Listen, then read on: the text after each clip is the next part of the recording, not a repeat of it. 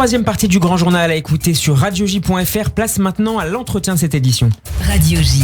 L'invité du Grand Journal au micro de Steve Nadjar. Bonjour Jonathan Arfi. Bonjour. Et merci d'être avec nous. Vous êtes membre du bureau exécutif du CRIF. Votre analyse d'abord des résultats du premier tour de la présidentielle. Êtes-vous inquiet de la tripartition de la carte politique telle qu'elle s'est dessinée hier soir ?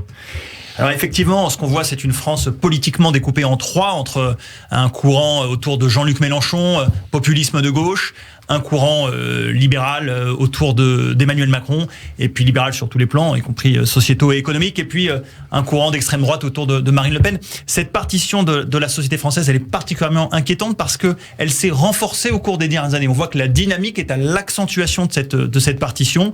Je dois dire néanmoins que j'ai eu, à l'annonce des résultats hier, une forme de soulagement, d'abord de voir que Marine Le Pen n'était pas en tête, contrairement à ce qu'on pouvait craindre à un moment, et puis de voir aussi, il faut le dire, le score relativement modeste d'Éric Zemmour, qui était moins élevé que ce que certains pouvaient craindre. On va y revenir. Est-ce que le CRIF va donner une consigne de vote pour le second tour ? Vous savez, l'alliance entre les Juifs et la République a plus de 200 ans. Au fond, ce qui se joue pour nous, Juifs de France, lorsque la République est menacée par l'émergence éventuelle de l'extrême droite au pouvoir, c'est existentiel. Et donc notre souhait, ça va être évidemment que de tout faire pour que Emmanuel Macron soit élu, pour que Marine Le Pen ne soit jamais présidente de la République. Donc le CRIF s'exprimera évidemment en ce sens. Le président du CRIF, Francis Khalifa, a pris position pendant cette campagne, notamment dans cette émission d'ailleurs contre Éric Zemmour. Il a dénoncé ses tentatives de réécriture de l'histoire de la Seconde Guerre mondiale, de l'affaire Dreyfus, ou plus récemment sa récupération selon lui de l'affaire Jérémy Cohen. Il est le quatrième homme de ce premier tour, vous le disiez, avec 7,07% des voix, loin néanmoins de ce qu'il pouvait espérer en début de campagne. Il a appelé hier à voter pour Marine Le Pen dans 13 jours. C'est en cohérence avec sa campagne et son programme ? C'est évidemment en cohérence avec ce qu'étaient ses propositions, ses prises de position pendant cette campagne. Ceux qui imaginaient autre chose se sont évidemment trompés. Il faut dire aux membres de la communauté qui ont voté Éric Zemmour, puisqu'on sait qu'il y en a, qui se sont tournés vers Éric Zemmour au premier tour, qu'il ferait encore plus fausse route en allant vers Marine Le Pen dans 15 jours. Notre message institutionnel à la communauté juive, c'est de dire qu'il n'y a pas de conciliation possible quand on est juif avec l'extrême droite, que nos valeurs, notre histoire sont à l'opposé du discours et de l'histoire de Marine Le Pen, et nous devons tout faire pour empêcher la France de basculer. Je crois que il faut qu'il y ait une mobilisation au sein de la communauté sur ces bases-là, parce que ce qui se joue là encore est existentiel pour le judaïsme français. David Rodelon. Une petite question. On a compris que c'était votre position de principe, mais simplement dans la réalité, on a constaté que à la fois en France et pour les Français d'Israël, parce qu'on vient d'entendre dans le reportage de Pascal Zanzain, il y avait quand même eu une poussée très forte du zemmourisme, ou du moins de l'offre d'Éric Zemmour, et qu'elle avait convaincu, en dépit effectivement d'un certain nombre de prises de position qui choquaient la communauté juive. Je ne vais pas revenir ici sur les épisodes, on les connaît, et en dépit des consignes effectivement officielles, et notamment de la position de Francis Khalifa. Comment vous expliquez le fait que finalement cet attrait ait bousculé un petit peu toutes les consignes, toutes les réserves qu'on aurait pu attendre de la part de la communauté ? Parce que vous savez, on a une communauté juive de France qui est traumatisée par l'antisémitisme, traumatisée par une histoire juive tourmentée, on le sait, et qui a trouvé parfois dans le discours d'Éric Zemmour peut-être une forme, j'allais dire, de discours de faux prophète. Certains ont imaginé que Éric Zemmour allait du jour au lendemain sauver les Juifs de France de la vague de l'antisémitisme qui les menace. C'est évidemment illusoire, avec lui comme avec d'autres. Ça ne fonctionne pas comme ça. L'histoire est plus complexe que cela, j'allais dire malheureusement. Et au fond, ce que nous constatons, c'est que cet épisode autour d'Éric Zemmour a cristallisé un courant populiste qui existe dans la communauté, qui a toujours existé. Est-ce qu'il est majoritaire aujourd'hui ? Vous savez, c'est difficile à dire, d'abord parce qu'il n'y a pas de radioscopie parfaite de la communauté juive sur le plan politique, que nous ne pouvons pas, j'ai envie de dire, évaluer les choses dans ces termes. Ce qui est sûr, c'est que c'est une réalité, donc il faut l'entendre. Les institutions, elles ont évidemment vocation à entendre ce qui se passe dans ce qu'on appelle la rue juive, dont je ne connais pas l'adresse, mais enfin, la rue juive dont on parle beaucoup. Ensuite analyser les bureaux de vote de certaines villes, notamment en Île-de-France. Alors c'est possible de faire des analyses de ce type-là. Néanmoins, il y a une attente attente très clairement exprimée dans la communauté, qui est une attente de fermeté sur la question de l'antisémitisme. C'est, je crois, quelque chose dont nous faisons l'écho institutionnellement au CRIF et dans d'autres associations juives, parce que nous sentons qu'il y a là-dessus, j'ai envie de dire, un ras-le-bol général. Il y a le besoin d'avoir non pas seulement des déclarations, mais des actes, avec un changement sur le terrain sur la question de l'antisémitisme. Je ne crois pas, en revanche, que l'extrême droite soit la réponse adaptée à ce problème-là. Laetitia Krupa. Mais il me semble, dans la bouche d'Éric Zemmour, que l'antisémitisme n'a pas été un thème majeur. En revanche, la lutte contre l'islam, contre les musulmans, parce que lui n'a pas fait vraiment le distinguo entre islamisme et islam, reste certainement le sujet qui a fait basculer une majorité de membres de la communauté qui a voté pour Éric Zemmour. Alors, une majorité, effectivement, je ne sais pas, mais ce qui est sûr, c'est qu'effectivement, il a axé son discours sur la question de l'islamisme et en dénonçant à travers ça l'ensemble des musulmans sans distinguo. Ça a fait écho, peut-être, dans certaines consciences juives, à l'histoire du judaïsme d'Afrique du Nord, nécessairement, qui a un rapport compliqué, tourmenté avec le monde musulman et dont nous savons, au fond, tout l'antisémitisme qu'il peut y avoir culturel dans le monde arabo-musulman et dont nous avons déjà été victimes dans l'histoire. Néanmoins, le discours d'Éric Zemmour, il s'appuie sur les Juifs pour les utiliser dans le débat public. Sa volonté, c'était à travers ça de faire tomber une barrière morale autour de l'extrême droite et autour d'une forme de racisme anti-musulman, en considérant que si les Juifs symboliquement étaient rangés avec lui, alors au fond, la société française allait considérer comme cachère les discours d'extrême droite. Le problème, c'est que Éric Zemmour a lui-même pris des positions qu'on pourrait qualifier de révisionnistes, voire franchement antisémites. Enfin, je vais pas les rappeler ici, mais l'affaire Dreyfus, la remise en cause de l'innocence du capitaine Dreyfus, qui est quand même un tabou absolu, mais que même le Jean-Marie Le Pen, en son temps, n'avait jamais remis en cause.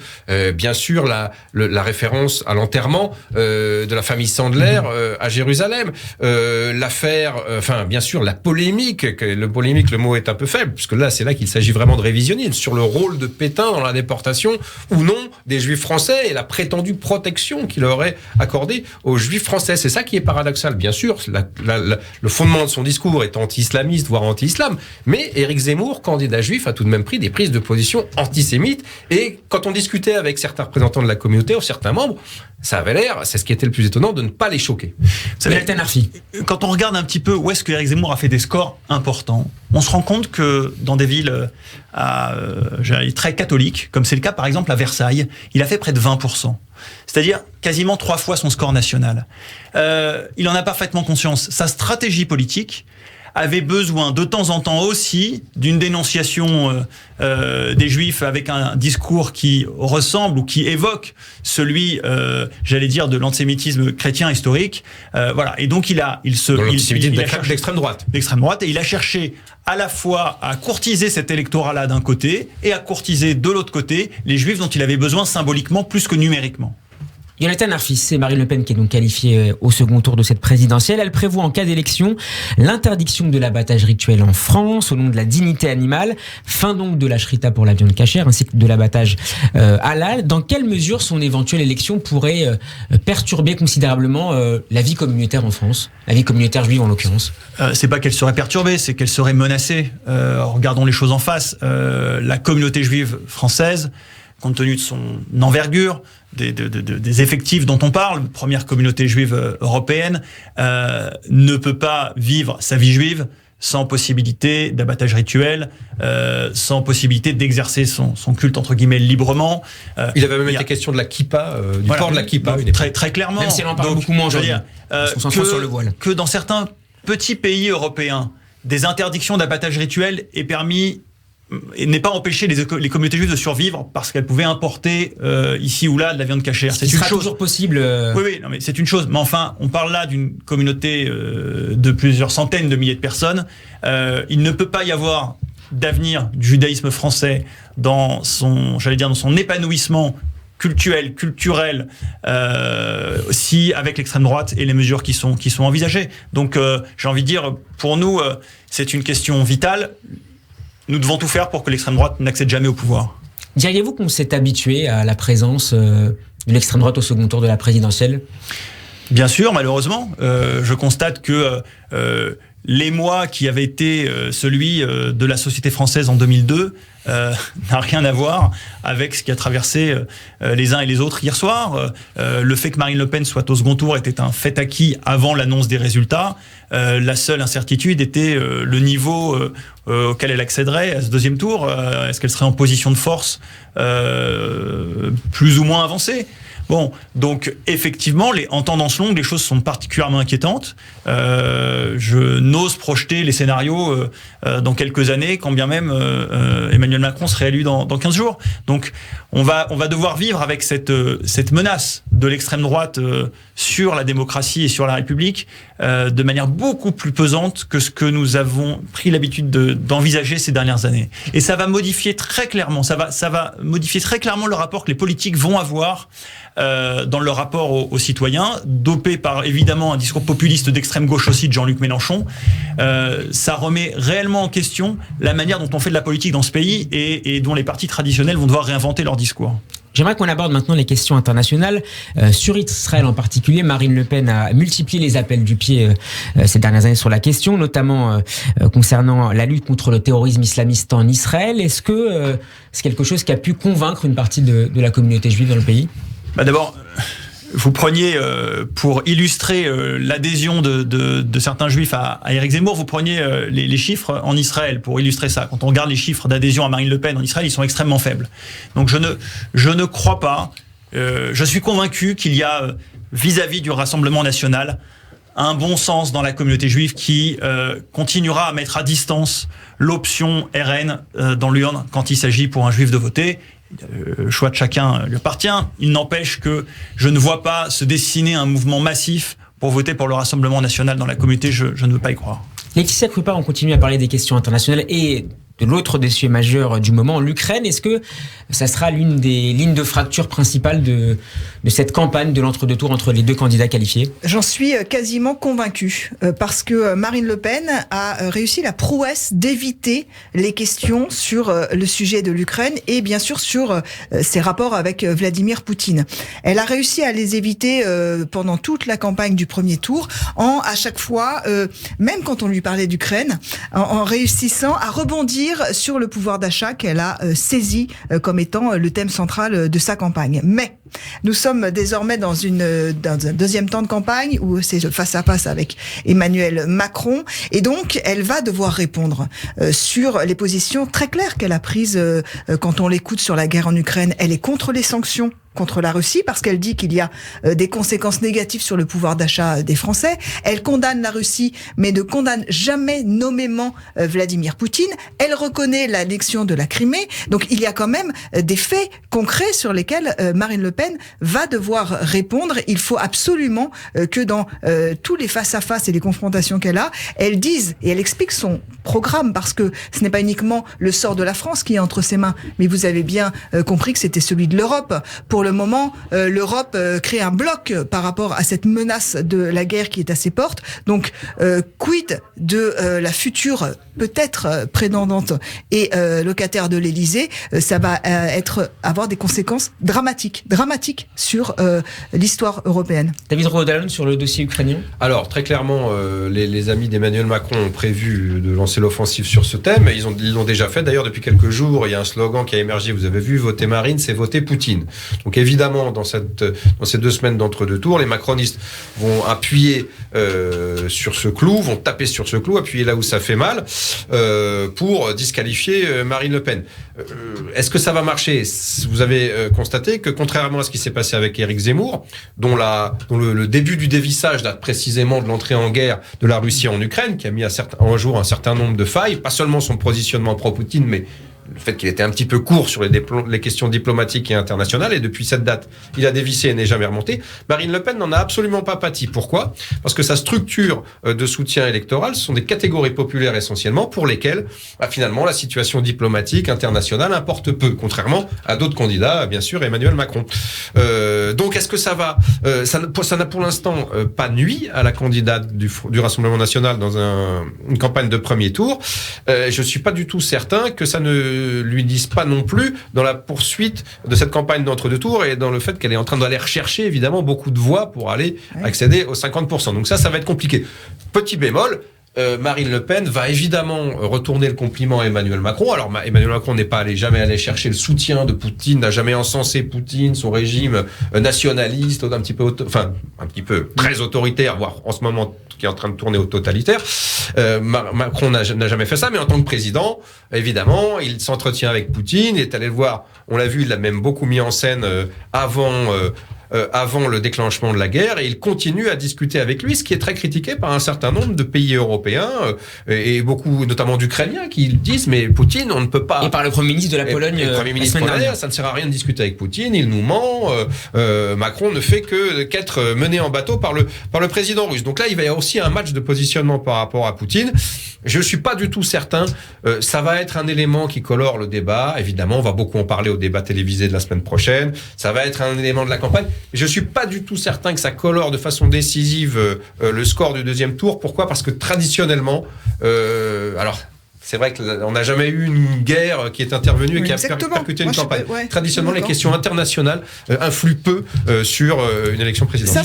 Ça, vous avez raison, mais vous avez aussi raison. Il me semble que c'est l'argument phare là de ce dernier mois, c'est que nous n'avons jamais eu de guerre aux portes de l'Europe. Et donc, quand vous regardez les préoccupations des Français, la guerre en Ukraine arrive vraiment dans le top 3, dans les 3 premières préoccupations. C'est normal. Les images tournent en boucle. On comprend le danger. Derrière le pouvoir d'achat qui est malgré tout impacté par cette guerre. Non, mais bien sûr, c'est impacté. Mais les Français ont quand même une culture politique, historique, et ils comprennent ce qui peut se jouer. Donc, il me semble que c'est quand même l'enjeu principal. Et j'ai entendu, bien sûr, Marine Le Pen renvoyer Emmanuel Macron à par exemple, cet accueil à Brégançon de Vladimir Poutine. Mais ces arguments-là sont un peu courts, puisqu'on peut lui opposer, par exemple, on peut opposer à Brégançon la conférence de presse de 2017 d'Emmanuel Macron, où à côté de Vladimir Poutine, il assène certaines vérités qu'il tient et qui ne sont pas forcément simples à dire à côté du président russe. Donc, si vous voulez archive contre archive, je pense que le match sera vite plié. Il faut vraiment nécessairement que les médias fassent leur travail. Il faut interviewer Marine Le Pen sur ces sujets et qu'elle nous dise quel est son projet d'avenir. Non pas qu'elle se justifie incessamment sur ses visites à Vladimir Poutine en 2007 ou sur le prêt bancaire et le prêt bancaire aussi qu'elle a contracté en Hongrie, mais sur sa vision du futur. Quelle est sa vision de l'Europe ? Comment voit-elle l'issue de la guerre en Ukraine ? Elle est aux portes de l'Élysée. Elle doit avoir la capacité de répondre à ces questions. Et ces questions-là, le peuple français les a. Laetitia, on évoquait à l'instant le débat. À quoi va ressembler ce débat qui est prévu le 20 avril prochain ? On imagine que ça ne sera pas forcément un remake de celui de 2017. Non, alors c'est Jordan Bardella qui disait aujourd'hui dans une interview que ce serait l'événement majeur de la campagne avant le deuxième tour. Pourquoi ? Parce que Marine Le Pen a évidemment ce stigmate du ratage absolu, du naufrage du débat de 2017. Et donc, elle n'a aucun autre choix que de réussir celui-là. Donc, elle s'y prépare. L'équipe dit qu'effectivement, elle a réservé quelques jours pour ne pas se fatiguer et s'entraîner au maximum, qu'elle adoptera une posture très assagie dans la lignée du personnage qu'elle développe depuis maintenant plusieurs mois. Et donc, elle tentera d'être à la hauteur d'Emmanuel Macron. Voilà, c'est le principal enjeu et elle sait très bien qu'en termes d'image et d'impact, vu encore une fois le naufrage de 2017, elle sait très bien que tous les Français l'attendent sur, on va dire un peu ses capacités à aller au bout de ce face-à-face. On va rejoindre maintenant en Israël Ilan Gralzheimer. Bonjour Ilan. Bonjour Steve. Et merci d'être avec nous. Vous êtes professeur de sciences politiques à l'université Bar-Ilan de Tel Aviv. Ilan, votre regard sur les résultats de ce premier tour ? Bon, d'abord, il faut quand même rappeler que les Israéliens sont surtout passionnés par ce qui se passe maintenant en Israël, la crise politique qui est à deux doigts de faire tomber le gouvernement Bennett. Donc, c'est plutôt ça qui les passionne. Mais c'est vrai qu'on a parlé des résultats de l'élection. Il faut rappeler quand même que Israël est extrêmement réservé, pour ne pas dire plus, à l'égard de Marine Le Pen. Marine Le Pen a essayé à de nombreuses reprises de se positionner comme amie d'Israël, en essayant de venir et de rencontrer des politiciens israéliens. Il faut dire la vérité, c'est qu'au fil des années, Israël a été très peu enthousiaste à la recevoir et à lui donner du respect. Malgré tout, pour la plupart des Israéliens, l'antisémitisme de l'extrême droite française reste quelque chose qui les touche beaucoup. Et bien que Marine Le Pen se soit évidemment extrêmement adoucie et montré un visage plus, disons, moins qualifiant l'extrême droite, mais malgré tout, les Israéliens pensent à toute cette tradition Pétain et compagnie. Et on n'oublie pas Jean-Marie Le Pen, le père de Marine, évidemment. Donc, je dirais quand même que la très grande majorité des Israéliens espèrent une victoire de Macron et n'aimeraient pas voir Marine Le Pen à la tête de la France. Il est 14h55, nous sommes en direct sur Radio J pour cette édition spéciale du Grand Journal. Ilan Greisamer, vous avez écrit sur Léon Blum. Au vu des résultats d'Anne Hidalgo hier, est-ce la fin programmée du Parti Socialiste, au moins sur le plan national ? Vous savez, les partis durent beaucoup plus longtemps que la nécessité qu'on a d'eux. Il y a une certaine inertie qui fait qu'ils continuent encore assez longtemps. Bon, il n'y a pas grand-chose à voir entre Léon Blum et l'humanisme social-démocrate d'avant-guerre et le socialisme aujourd'hui du Parti socialiste. Évidemment, c'est toujours facile pour les socialistes de se présenter comme les héritiers de Léon Blum, figure quand même une icône de la politique française. Mais je ne vois pas le Parti socialiste représenter aujourd'hui les idéaux de Léon Blum. Léon Blum, pour nous les Israéliens, c'est quand même celui qui s'est mobilisé pour Exodus, qui s'est mobilisé pour la résolution de l'ONU de 1947, qui était pour le sionisme, pour Israël. Ce n'est pas exactement ce que l'on trouve aujourd'hui dans les milieux intellectuels du Parti socialiste.